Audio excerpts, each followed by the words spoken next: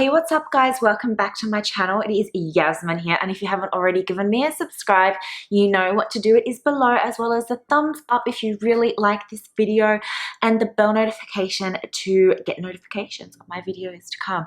So if you have been watching my Instagram and my Twitter feeds of late, I've always been an environmentalist and really proactive about that. However, as of late, I've been extremely proactive in my talking about this and expressing this, and it comes with deep, heartfelt sympathy, because if you are aware, or you may not be aware, if you're not aware, then you might be a little bit out of touch with what is actually going on. But we have the worst drought in 100 years time. There are actually townships out in rural areas who are going to have no more water, like no more water as of the end of this month, which is now, like no water. They have no water, like the basic necessity of life. And we are actually also experiencing one, like pretty much the whole country is on fire right now, in particular New South Wales. There is like a triangle which is considered to be like a typical koala breeding triangle within New South Wales and Queensland. It's estimated around 350 koalas have perished alive, and there are other endangered and native wildlife, not to mention the trees. Koalas' food is a eucalyptus tree. That's their food, that's their water, that's their home, that's their everything. And as instinct koalas, when there is a fire, they climb to the very top of the tree and they crawl up in a ball until the fire has passed. Now, what's happening is these fires are so intense that the flames are going over the top, engulfing everything, and they're being perished alive. Some of them have been rescued. Some of them are so badly injured that they are unable to ever be released back into the wild, even after rehabilitation. Some of the wildlife hospitals and wildlife parks have even have to be evacuated. Like, we've had 2 big wombats craned down to New South Wales to another wildlife park that's here.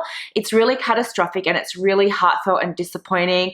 And the current government leaders at the moment, which is the Liberal Party and the Nationals, they are pretty much oblivious and are ignoring it and everything. Now, this is just touching on the iceberg of the issue. What I'm doing this video about today is to pretty much go back down into the rabbit hole for you and explain things as to where this all stemmed from in probably a more, it's not just as it seems, it's not just like another fire.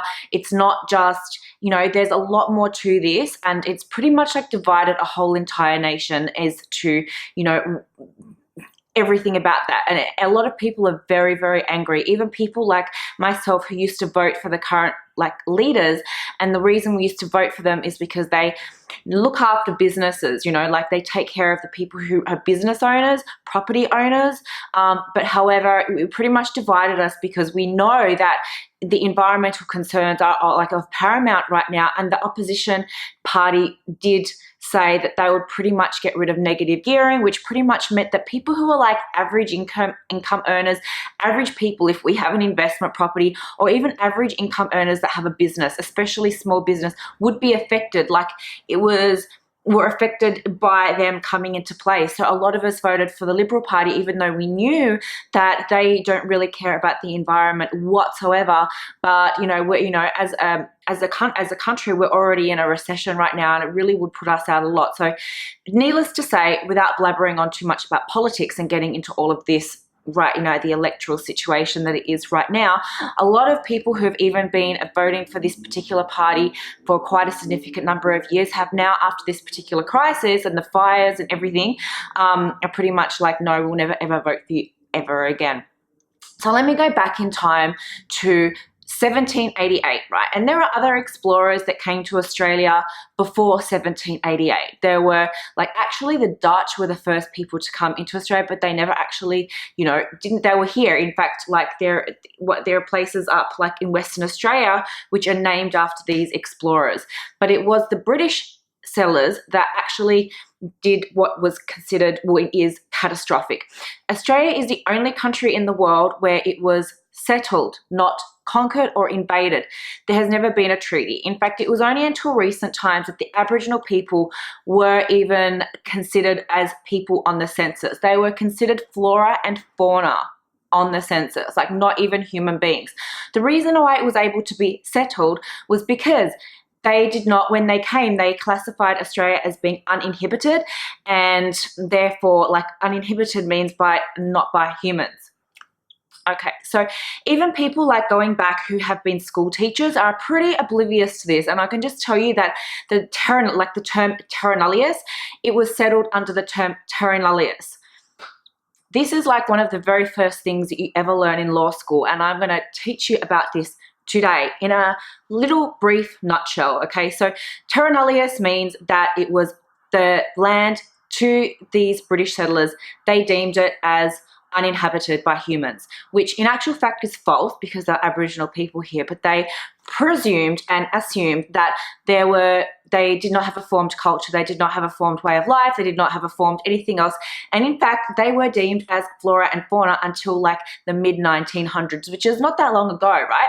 So because there has been no treaty, and you've probably heard there's a Yothu Yindi song called Treaty, and why we're fighting for like treaty is because the primary reason why the Australian government would not have given the Aboriginal people the treaty yet is because they will need to give back land rights to the Aboriginal people. And the government, greedy, obviously if they give the land rights back, will have to stop the mining, they'll have to stop the agriculture, they'll have to stop the deforestation, the overfishing, all of these things, because these, like, the land here is sacred, right? So everything here is sacred, even a rock is sacred, even like everything else. So basically the reason why there hasn't been a treaty yet is because that would have to go back to the Aboriginal people. And I'm actually for the Aboriginal people in this, and many Australians are. So let's go back again. We're gonna, like, that is the reason why there hasn't been a treaty yet. But now, yes, they are actually in census as human beings, as they should be. So you would have seen on the news and everything, yet there's still a lot that they are fighting for in terms of rights. You know, there's a lot of other issues, what happens in prisons, and a lot of other things, which are other issues that they're like, well, I'll go into this on another topic, right? But this is just to like educate a lot of you, because I know a lot of you are like watching from overseas and probably just thinking, oh, this is like just another bushfire. This is like, you know, but it's actually just stemming into a real big political, you know, thing between the whole entire nation, right? I'm very angry at our government.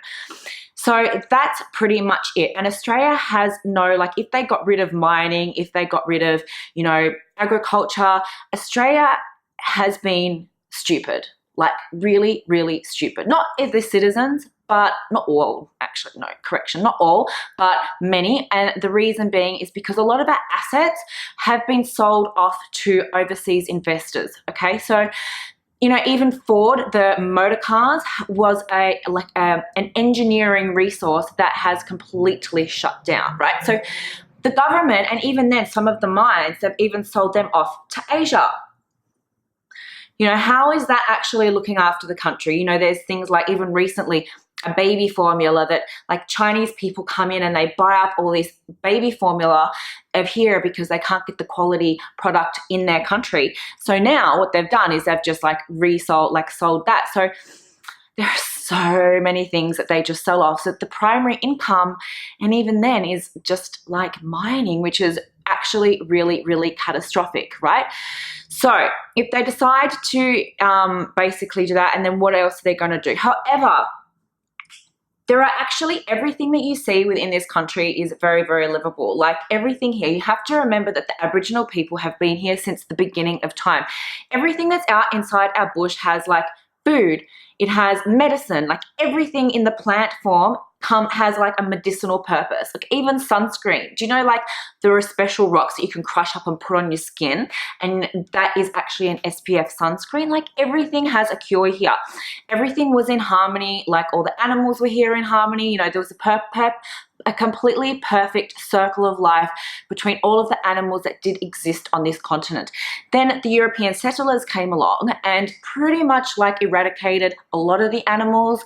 Australia has the highest rate of native animal extinction, and also the highest rate of deforestation in the whole entire planet. Australia is also the driest continent on the whole entire planet, okay? And let me just tell you a little few facts here. Okay, one fact, the koala. the beautiful koala that is pretty much considered like one of the beautiful emblems of this country. There are two well-known recordings of mass culling of koalas by the European settlers. They were actually culled for their pelts, their fur, because the Europeans were very, very, very, very fond of them. There are obviously more culls of these koalas that people were like unaware of. You know, I believe at one point there was even a bounty for koalas. Like if you brought in a koala, you'll pay quite a significant amount of money, and not like a rabbit that has, or a cat that brings like a whole like litter of, you know. So they have never repopulated from this catastrophic time. Now with the deforestation, like getting rid of their homes, which is the eucalyptus tree. The eucalyptus tree, the leaves are actually toxic to every other species, including humans on the planet, even though the eucalyptus leaf, of course, has many, many benefits for cleaning and even your nasal, and it's quite a very useful thing. But what's happening when they're all just getting like culled away, like chop, chop, chop, chop, chop, or even burnt away? Like why? Let me tell you something else about kangaroos. The other like very, you know, well-known animal, and they say that kangaroos are in abundance, and that I'm going to say they say, like Europeans, people say that the kangaroos are in abundance, they're such a pest. How can they be a pest when they're a native animal? Okay, kangaroos have this miraculous way of being able to tell when there is a drought coming. Like, and this is not just about another bushfire. This is not just about that. This stems from a whole like historical place, coming from culture that has been here from like years and years and years. And I'll also point out that there was fire prevention. The Aboriginal people have been here for like forever, and there were not wildfires. They have this thing called what they call cleaning of the land, and it's pretty much backburning. And if you go to the Northern Territory, they do it consistently, right? And they burn parts of the trees, like, and the vegetation that's around. And by doing so, it prevents all of these wildfires from happening. What it also does, it does regenerate all of the soil so that it actually makes new seeds come. And even in the Northern Territory, up in the farms in there, they will, after the season, they will burn it off, and that will encourage new vegetation to come through. But the farmers are not listening to the Aboriginal people. The governments are not listening to the Aboriginal people. Like, these is practices that have been here for thousands and thousands and thousands and thousands and thousands and thousands of years, and proven to be effective. You know, I really just feel like, you know, I feel a bit sorry for the farmers in one sense, because they're doing only what they know, and people are creatures of habit and they do only what they know. But now is not the time to just do what you know. Now is the time to actually go back and listen to people who have a lot more knowledge and expertise than yourself, right? And then it comes from the government. So Australia as a continent is always in a cycle like this. It's the drought, El Nino, drought, El Nino, drought, El Nino. Okay, so European settlers come along, and being what only they know, they decide to bring with them their crops. They're like, you know, we'll just bring over, you know, our sheep, our cows, our wheat, our, you know, sugar, our like whatever, because that's all they know, right? So they bring all this over, they're putting in all this stuff, which it doesn't belong here anyway. And then like kangaroos, because they have this like magnificent way of being able to tell when there's a drought, they're able to not ovulate at all when they know that there's a drought coming. So, and also that whenever there is water, because their bodies go, well, it's not a drought because there's water, and farmers create fake dams, right? They're fake pools of water. The kangaroos go, oh, it's not like, there is not a drought, so they'll be able to ovulate, and then they reproduce. Okay, so it kind of makes sense. And then they have a whinge about, oh, you know, the kangaroos are chomping our thing. And I'm really sorry about this, farmers. And this is not like the farmers get very, very angry at the city people, because they say, oh, you know, city people only care about city people problems. They don't care about what's really going on out in where we are in like the rural areas. And yet we do care about what's going out in there. But what needs to happen is, and I guess the government is going on about like and that is to actually re-employ these farmers to other occupations in which they can survive and feed their families and support themselves, which is not in agriculture, okay? Because like wheat and sugar and all this, sugar. So another thing that they decided to bring over was sugar cane. Then they brought over cane toads. No, then like they became like infested with these bugs, the sugar cane. So some genius decided to bring over cane toads to like help control like the bugs or whatever it was going on in the the sugar canes. Now the cane toads are like the most, they're the most noxious introduced species that there are in this entire continent, right? They're like gone all the way over. They're even gone now into Western Australia. And there was even a sighting of one down in the bottom of Western Australia like recently, which is like, how the hell did it get down there? And obviously the thing was, you know, eradicated. But, you know, these cane toads will, like, they kill like the native animals because they have this poisonous little thing on the side of them that even if a crocodile eats them, because they're all up in that part, a saltwater crocodile is a known, like, they're related to the dinosaurs, you know, they're very, very valuable to our ecosystem here. But if a crocodile eats one of those, the crocodile will die. It's very hard for the small little crocodiles to eat them because, like, they can't get their jaw around, you know, the babies. But once it's an adult or even like a decent size, if they eat a cane toad, which a cane toad is going to be a food source for them, like, it's going to kill a whole entire crocodile, right?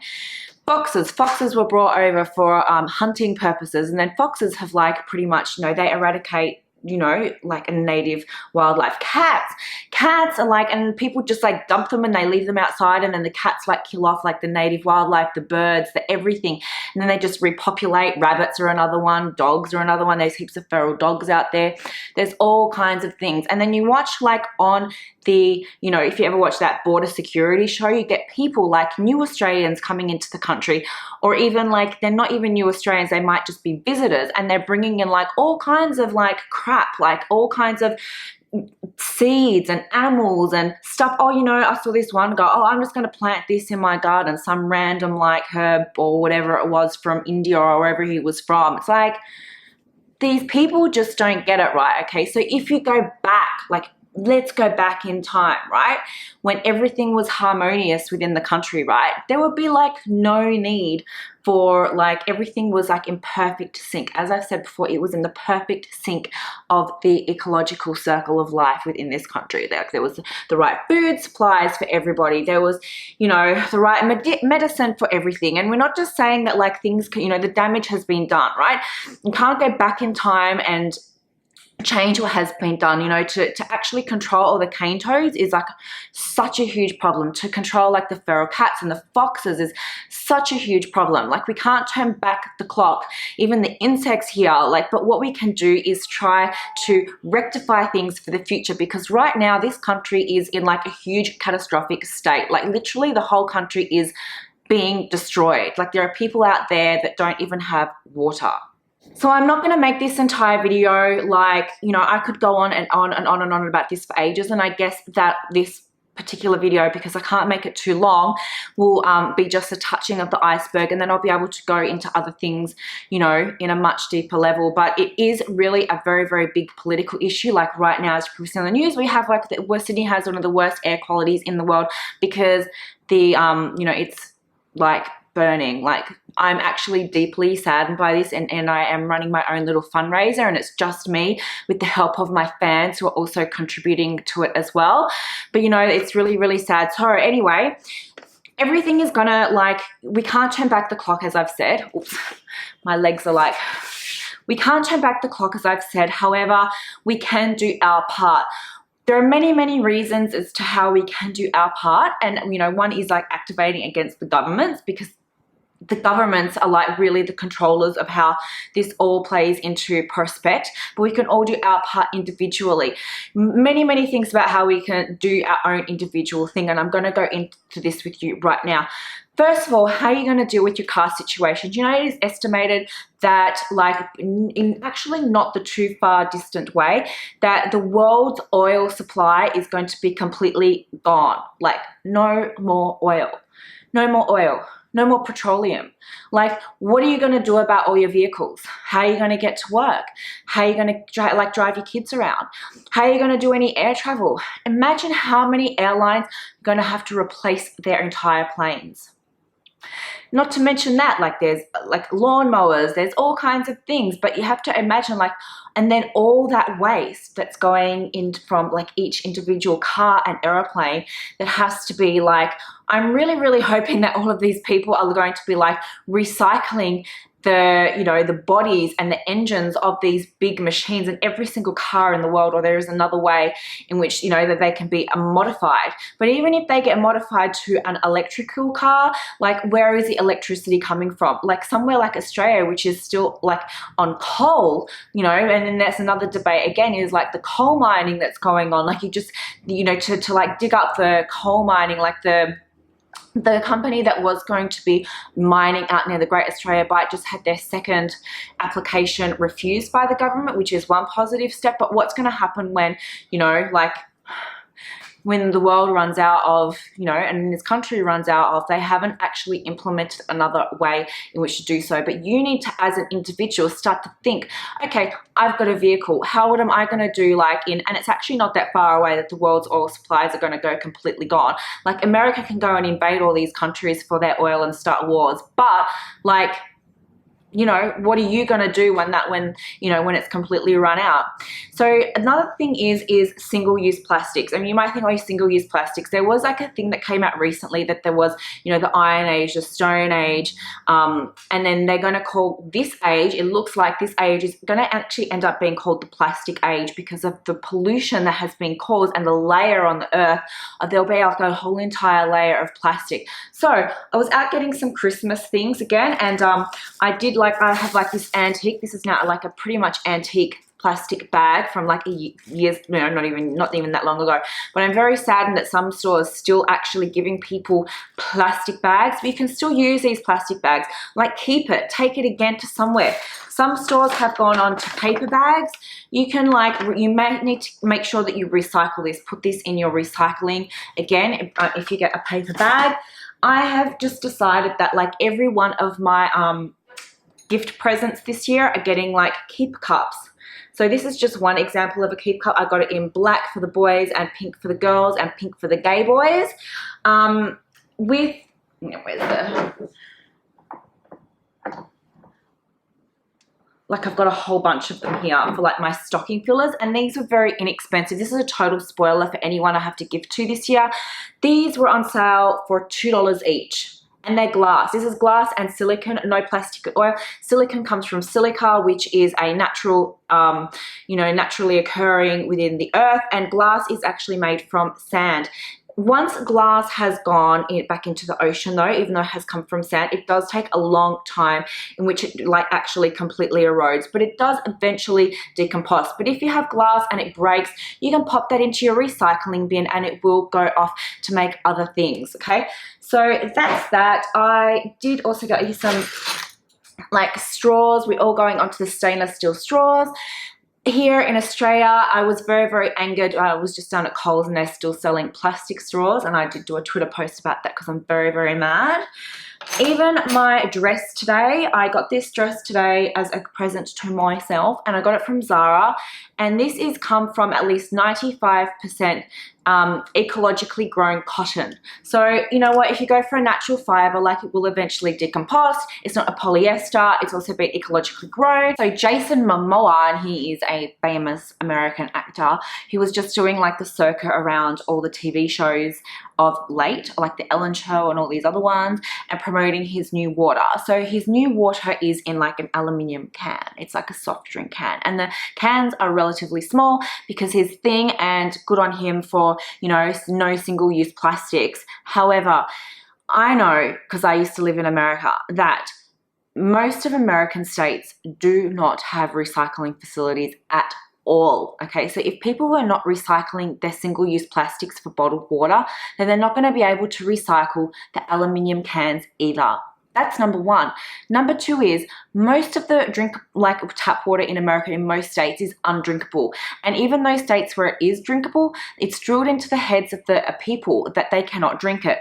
So everyone buys single-use plastic bottled water and then doesn't even recycle it. So really, those states that don't recycle and the ones that do recycle, but the people aren't educated how to do so, how is changing it to aluminium going to change anything? Yes, aluminium is a naturally existing product and it does decompose eventually, but it takes a long time for it to decompose. It's like glass. It takes a long time for, once glass, hits down, for it to decompose as well. So Jason Momoa, if you ever see this video, if this ever gets out to you, I'm just going to say this. What you really should be doing as someone who is hugely famous and has such a huge influential power to people is really like encourage the states to enforce recycling into every single state. Educate the people on how to do so. Get rid of your aluminium cans and encourage people to install like water filtration devices onto their taps so they're able to purchase sustainable plastic-free water bottles and refill from their tap. Now that would really be a much better way than implementing another waste product into your whole entire nation. Like, you're not really doing much actually at all, you know. And even when it comes to Australia as well, like, it's heartbreaking for me to see just when people, like, I see people, you know, just buying, like, we know now, and we know, like, you can't fill up, like, those water bottles that you get, you can't refill them up because they contain a BPA plastic, so when you refill them, they are toxic. The particles come off and it can give you cancer. But just like what everything else around gives you cancer, because, you know, the whole entire planet is contaminated right now. You know what I mean? So it's really just a thing of being able to provide fresh water, but that's no good when you can't provide even water, like just water in general. Like the places out in rural Australia that like don't even have water to even have a shower or flush the toilet, or like no water at all. No water. Anyway, guys, I'm going to cut this video out now, only because it is getting lengthy, and I do want you to really enjoy watching all of the videos and the information that I have to pass on to you. Anyway, that's it, guys. As you can see, I'm very passionate and very angry about all of this, and I'm not the only one. There are a lot of other people and people of this country who are feeling the exact same way as what I do, and I hope that this also gives you some insight if you're visiting Australia for a holiday, you're planning to move here, just some like insight as to, before you get here, to pay your respects to the people of this country, and to just like, before you know, you go and just start to buy all your plastic and put it in the garbage bin, to really just think, oh no, I'm coming to Australia, I can get a refillable bottle, and I can just drink from the tap water very easily. Like, please do so. Anyway, guys, peace out. And if you are in those fires, please do stay safe. And if you would like to contribute to my fundraiser, the details, I talk about that a lot on my Instagram, on my social media. And also, you know, but there are other fundraisers. You might not want it to go to the animals, like I'm specifically making it to the wildlife. There are other, you know, many organizations who are taking fundraising as well. Peace out and all the best.